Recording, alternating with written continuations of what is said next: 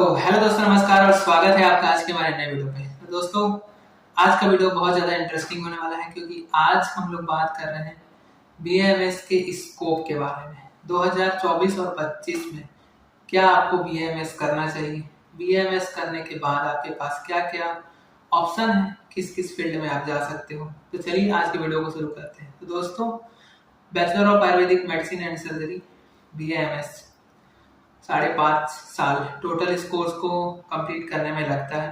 जैसे कि आप एमबीबीएस करते हो वैसे ही बीएमएस करते हो। बहुत सारे ऐसे बच्चे हैं जो केवल एमबीबीएस के लिए तैयारी करते हैं बट उनको एमबीबीएस मिल नहीं पाता है, तो उनके ऑप्शन में बीएमएस होता है।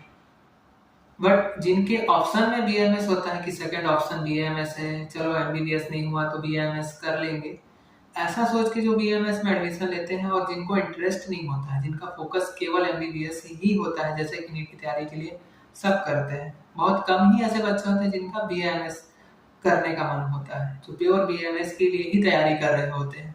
तो प्रॉब्लम यहाँ पे आता है कि जिनका इच्छा नहीं था और फिर वो जबरदस्ती उसमें एडमिशन लेके उस कोर्स को करने की कोशिश करते हैं, तो बहुत लंबा चौड़ा कोर्स होता है।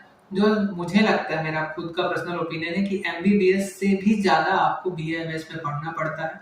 बहुत सारे श्लोकास आपको याद करना पड़ता है, first year, second year, third year, fourth year. पहले जो पुराना था, जिस टाइम में अपन लोग क्लियर किए थे उस समय और आज के टाइम पे सिलेबस में बहुत ज़्यादा डिफरेंस है। तो बहुत ज़्यादा आपको मेहनत करना पड़ता है, सिलेबस बहुत लंबा है और उसको कवर करने में आपको बहुत ज़्यादा टाइम लग जाता है। आपको शुरू का जो 6 महीना और साल भर है, आपको उसको समझने में ही लग जाता है कि कैसे किया जाए, क्या किया जाए, कैसे करके ये कोर्स कंप्लीट हो, कैसे फर्स्ट ईयर क्लियर हो, ऊपर से रूल्स होता है।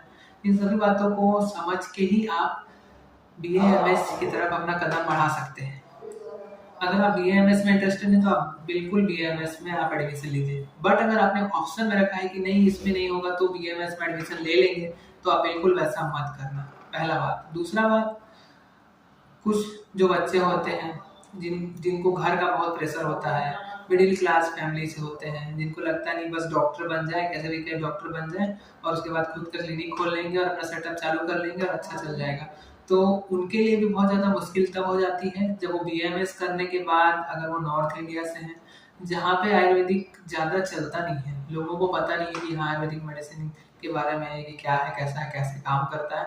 लोग तुरंत से ठीक होना चाहते हैं। जब आप क्लिनिक खोलते हो, अगर आपकी स्टेट में एलोपैथी अलाउ भी है, तो आप जब चालू करते हो लोगों को समझाना, बताना या फिर आयुर्वेदिक प्रैक्टिस करने का भी, तो आपका आयुर्वेदिक प्रैक्टिस बिल्कुल ठप हो जाता है, नहीं चल पाता है। ऐसा बहुत कम ही होता है कि शहर में 2 क्लिनिक हो जो प्योर आयुर्वेदिक ट्रीटमेंट अच्छे से कर रहे हो, जिनके क्लिनिक में आयुर्वेदिक पेशेंट आते हो। जबकि नॉर्थ इंडिया में ये बहुत ज़्यादा अच्छा है।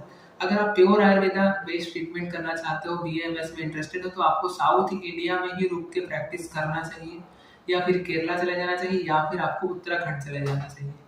अब आते हैं तीसरे पॉइंट पे। बॉयज़ के लिए बीएमएस, जैसे बीएमएस जो बॉयज़ हैं वो बीएमएस कर लेते हैं, फिर सोचते हैं नहीं एमबीबीएस के जैसा उनको सैलरी मिले। ऐसा बिल्कुल भी नहीं है। बीएमएस का जो स्टार्टिंग सैलरी है, आप किसी भी फ्रेशर हो, आप किसी प्राइवेट हॉस्पिटल में जाओगे तो 25,000 आपको सैलरी मिलेगा। अगर आपने एमडी और एमएस कर लिया है तो आपको 60 से 70,000 रुपए तक आराम से मिल जाएगा किसी भी प्राइवेट या फिर गवर्नमेंट हॉस्पिटल में। अगर आपने एएमओ का एग्जाम क्लियर किया आयुर्वेदिक मेडिकल ऑफिसर का, तो उसका भी जो फर्स्ट जो सैलरी स्टार्टिंग सैलरी है 50 to 60,000 ही है। और आपने अगर एमएस एमडी किया और गवर्नमेंट सीट से आपने किया है, गवर्नमेंट कॉलेज से किया है, प्लस आपका गवर्नमेंट में ही सिलेक्शन हो गया, मान लो एमएस या एमडी लेक्चरर के लिए, तो वहाँ पे आपको 1 से 1.5 लाख रुपए तक सैलरी आराम से मिल जाएगा। तो बीएमएस के बाद स्कोप बहुत सारा है। बीएमएस के बाद आप रिसर्च वाली फील्ड में जा सकते हो। रिसर्च के भी बहुत सारे एग्जाम होते रहते हैं। बीएचयू में बहुत सारा डिप्लोमा है, वो आप कर सकते हो। उसके बाद आप अपना खुद का सेटअप चालू कर सकते हो। केरला आयुर्वेद में बहुत सारे ऐसे सर्टिफिकेट्स जो करवाते हैं। पुणे में रूबी हॉल क्लिनिक है जहाँ पे आप पीजीडीएमएस कर सकते हो, उसके बाद इमरजेंसी प्रैक्टिस कर सकते हो। खासकर गर्ल्स के लिए ये बात ध्यान रखने वाली है कि उनको गायना वाले फील्ड में ज़्यादा प्रेफरेंस दिया जाता है। अगर वो एडवांस क्रिटिकल केयर करके आईसीयू में काम करना चाहें तो बहुत मुश्किल हो जाता है, क्योंकि बॉयज़ को वहाँ पे प्रेफरेंस ज़्यादा दिया जाता है, जो सच्चाई है। झूठ नहीं बोलता मैं, 10 साल का मेरे को एक्सपीरियंस है इस फील्ड का, मैं देखते आ रहा हूँ। गर्ल्स को प्राइवेट वार्ड या फिर जनरल वार्ड में रख देते हैं, वहीं पे कराते हैं, सैलरी 20-22 हज़ार 25 हज़ार देते हैं। बट बॉयज़ का क्या रहता है, एक्सपीरियंस लिए रहते हैं, करे रहते हैं, तो वहाँ के जो डॉक्टर्स होते हैं उनका सोच रहता है कि हाँ यार इनको यहाँ रखते हैं, ऐसा कराते हैं, वो उनका ओपिनियन रहता है, उसमें कुछ ऐसा बोल भी नहीं सकते।